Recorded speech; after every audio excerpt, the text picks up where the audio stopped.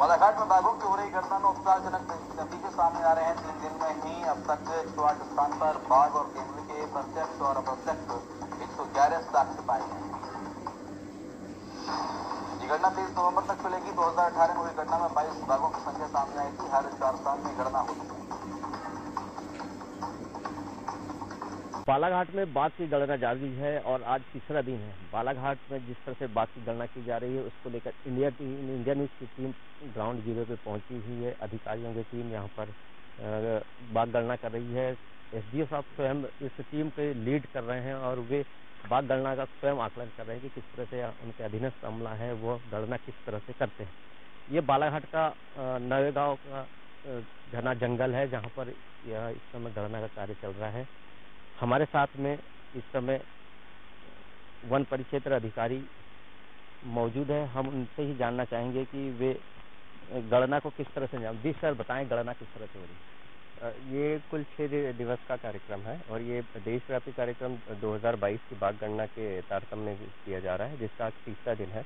और शुरू के 2 दिनों में हमें बहुत ही अच्छे परिणाम प्राप्त हुए हैं और आगे भी के जो 4 दिन है उसमें 3 दिन जो है शाकाहारी प्राणियों की गणना के लिए रखे गए। जानवर है उनके लिए पर्याप्त है या उसमें कुछ मैनेजमेंट की दृष्टि से कुछ सुधार करना है या आगे कुछ उसमें प्रबंधन करना है, वो हमें देखना होगा।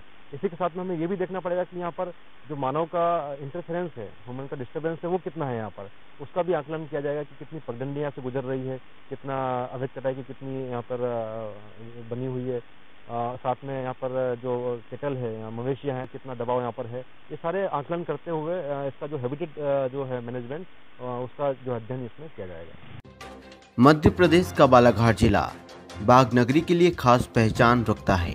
यहाँ बाघों की संख्या में निरंतर इजाफा हो रहा है, जिसको लेकर वर्ष 2022 के लिए सर्वेक्षण का कार्य कर बाघों की गणना की जा रही है। हालांकि इस कार्य का बीते 17 नवंबर को ही शंखनाद किया जा चुका है, जिसके 3 दिन बीत चुके हैं। 3 दिनों के इस सफर में विभागीय अमले को प्रत्येक बीट क्षेत्र में बाघों के पदचिन्ह, खरोच के निशान व बाघ से जुड़ी अन्य गतिविधियों के साक्ष्य मिले हैं, जिससे ये साफ हो चुका है इन क्षेत्रों में बाघों का मूवमेंट बना है।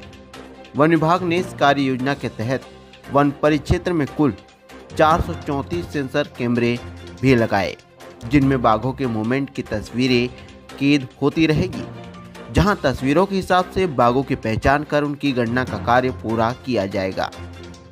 इसके पीछे वन विभाग की टीम सुबह से ही पैदल पेट्रोलिंग कर जंगलों का खाक छान रही है और बाघों के प्रत्येक मूवमेंट पर नजर बनाए हुए हैं। इसी बीच कई बीट क्षेत्रों में वन कर्मियों को बाघ का दीदार भी हो रहा है। इन तमाम रिपोर्ट के बाद माना जा रहा है कि मध्य प्रदेश को मिला टाइगर स्टेट का खिताब बरकरार रहेगा। न्यूज़ इंडिया टीवी 9 बालाघाट से राहुल टेम्बरे की रिपोर्ट। बाघ गणना चालू है, किस तरह की गणना है, क्या क्या देखा जा रहा है? ये जो अखिल भारतीय बाघ आकलन 2022 के अंतर्गत ये फेज़ 1 का प्रथम राउंड यहाँ पे शुरू हुआ है 17 नवंबर से 23 नवंबर के मध्य। अभी ये हमारा तीसरा दिन है आज और प्रथम 3 दिवस हम जो मांसाहारी जानवर है उसकी गणना का कार्य करते हैं। उसमें जितने भी साक्ष्य हैं, अलग अलग प्रकार के साक्ष्य बाघ के, तेंदुआ के, भालू के और अन्य जो वन्य प्राणी, मांसाहारी वन्य प्राणी हैं, उसके साक्ष्य को एकत्रित करने का प्रयास करते हैं, जिसमें उसकी विष्ठा है, पगमार्क है, खरोच के निशान है और लेटने के निशान हैं। तो अन्य प्रकार के जितने भी साक्ष्य उपलब्ध होते हैं उसको प्रत्यक्ष अप्रत्यक्ष रूप से हम हमारी एक ecological MS type map app है उसके माध्यम से हम उसको दर्ज करते हैं। और अगले 3 दिवस कल से ये प्रारंभ होगा, तो 3 दिवस में हम शाकाहारी जो वन्य प्राणी उसकी गणना करेंगे। वो हम एक ट्रांजिट लाइन पे चलेंगे जो 2 किलोमीटर की निर्धारित की गई है, 0 से 2 किलोमीटर। उस पर हम पहले चल कर देखेंगे।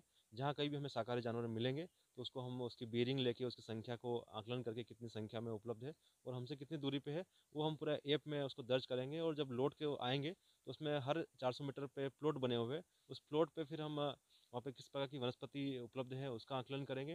साथ में जो शाकाहारी जानवर है उसकी किस प्रकार की वहाँ पे विष्ठा है या लैंडी वहाँ पे पड़ी हुई है उसकी गणना का कार्य करेंगे। और साथ में हम ये भी देखेंगे कि वहाँ पर मानव और अन्य का कितना वहाँ पे इम्पैक्ट कितना है, वहाँ पे डिस्टर्बेंस कितना है, उसका भी हम आकलन करेंगे। कितने साल बाद होगी? ये हर 4 साल में गणना हो इस वक्त बाघ गणना का काम चल रहा है कान्हा नेशनल पार्क के बाहर के जो वन परिक्षेत्र है वहाँ पर बाघ गणना का काम चल रहा है। और जो वन अमला है लगातार इस गणना में लगा हुआ है। हमारे साथ एसडीओ अमित पटौदी जी है, हम उनसे बात करते हैं कि आखिर किस तरह की बाघ गणना है। जी बताएं सर, किस तरह की? ये अखिल भारतीय बाघ आकलन 2022 की हम गणना कर रहे हैं और अभी हम वर्तमान में हमारी दक्षिण सामान्य बालाघाट की लालबरा परिक्षेत्र के अंतर्गत एक नवेगांव भाग एक बीट है, उसके अंतर्गत कक्ष क्रमांक 332, 432 और 433 के बाउंड्री पे हम खड़े हैं। और यहाँ पर अभी हम 3 दिवसीय जो है मांसाहारी जो कार्निवोर्स है उनका साइंस सर्वे का कार्य किया जा रहा है। हमने ये जो प्रथम राउंड में हमने 17 तारीख से शुरू किया है और ये 23 तारीख तक इसका समापन होगा प्रथम राउंड में। तो इसमें 3 दिन जो है हम मांसाहारी की गणना करेंगे और बाकी 3 दिन जो है शाकाहारी की ट्रांजिट टाइम पे चल के गणना करेंगे। सर क्या देखा जाता है इस गणना में, किस तरह से आकलन किया जाता है, क्या बाघ है या फिर कौन सा शाकाहारी प्राणी है, क्या क्या मैपिंग की जाती है? इसमें जो पहले के जो 3 दिन हैं, जैसे मैंने बताया कि इसमें हमारा जो बीट का जो रकबा है उसको 3 अलग अलग भागों में बांट कर ताकि पूरे बीट जो हमारा पूरा वन क्षेत्र है वो कवर हो जाए।